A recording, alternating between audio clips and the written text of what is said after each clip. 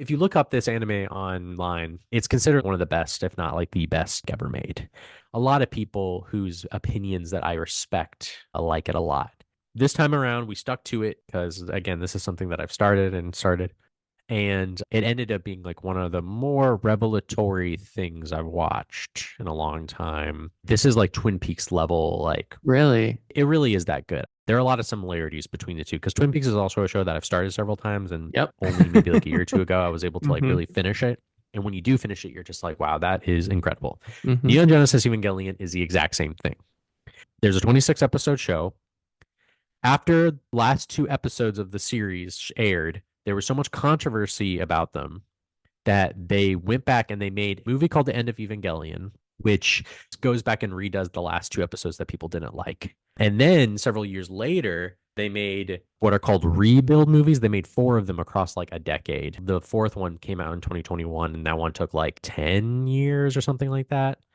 It's weird. It's like a remake, but it's not. It goes back over Neon Genesis all over again with different things changed and minute details changed and added stuff. And so Neon Genesis Evangelion is the brainchild, the creation of auteur, filmmaker, director Hideki Anno. He worked on Studio Ghibli films early on. He worked on Nausicaa. He had a relationship with Miyazaki and stuff. Miyazaki talks about him very favorably. This is like his thing, right? And so Neon Genesis Evangelion, it's a mech anime. So it's giant fighting robots. It's a world in which that takes place in Japan, and it's been like several years, like 10 years since the second impact, which is when a meteorite hit Antarctica, melted it, and then it caused horrible climate change disaster, killed a bunch of people. And there's this sort of pseudo government organization called NERV. They created these things called Avas, which are these giant robot things. And they have been built to fend off these things called these angels, which are these freakish alien like things that are coming out of nowhere and attacking Japan.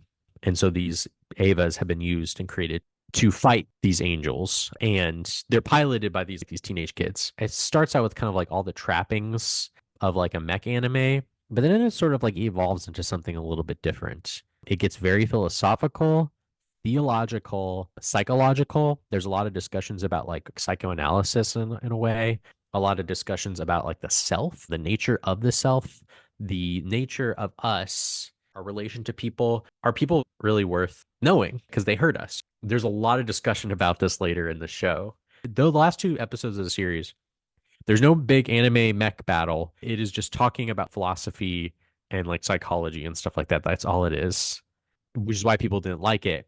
And then they made the end of Evangelion.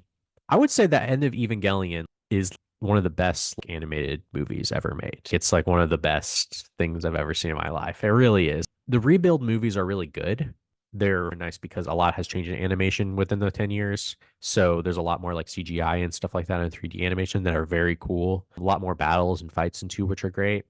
But the show into the movie is such a great experience because the movie is fantastic. The end of Evangelion movie is unbelievable in its image, its music, it's super violent and crazy and insane. Like it's one of the most amazing things ever. And like you don't have to take my word for it. I think I saw Wes Anderson said it's one of his favorite animated movies of all time. We were really moved by the show, and I could talk about it all day. Ever since we finished it, I think about it every day. It's just crazy how good it is. I just love it so much. Has great animation too, looks great. And yeah, I just had a good time. And the thing about Ano too is that since we watched NGE, Ano has also directed movies. He's directed live action movies, actually more in particular. So we have watched every live action movie directed by him except for one, and his movies are fantastic. He's has some amazing, amazing movies. He's very creative with like his camera placement. When you watch his movies, he loves putting his camera in like very unusual places to get like really interesting angles. He's also obsessed with government and military bureaucracy. NGE is a lot of that. It's a lot of discussion about budgets and stuff like that. And he co-directed a movie called Shin Godzilla, which is basically just kind of like a one-off Godzilla movie that he made like in 2016, 2017.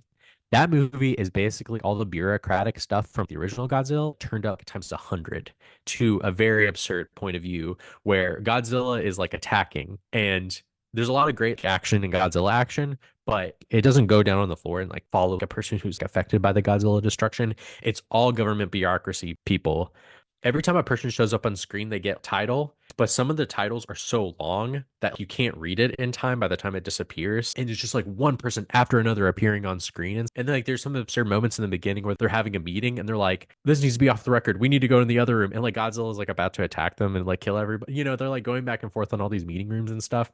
It's just like really absurd, and that movie is really fun to watch. I like that movie a lot. And Godzilla looks so nasty in that movie too. It's so cool. Yeah. So that's a good example. But his movies are also about love and relationships and people and stuff like that. He also likes to break the fourth wall. Like NG has these moments in some of his movies, has moments where he has a lot of commentary where he's basically just, you need to not live in a fantasy world. You can't live in an anime world. You have to live in the real world.